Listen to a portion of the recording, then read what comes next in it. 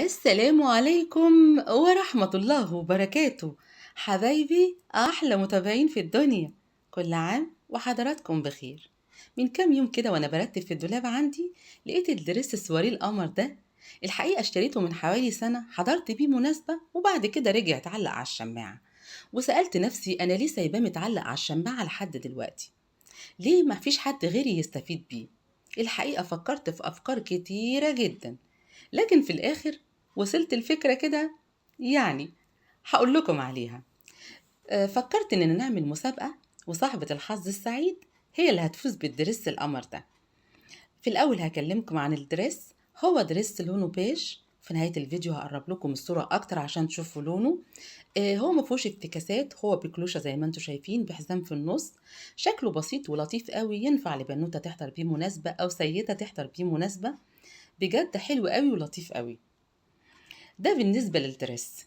بالنسبة للمسابقة بقى هنبتديها من يوم الحد لحد يوم التلات. يوم التلات الساعة 12 بالليل هبطل استقبل اي اجابات.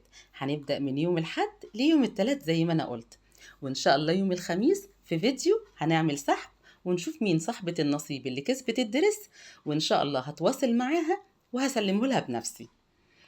السؤال بقى حبايب قلبي هو كالتالي: عدد الأشهر الحرم. عدد الأشهر الحرم وأسمائها. عدد الأشهر الحرم وأسمائها.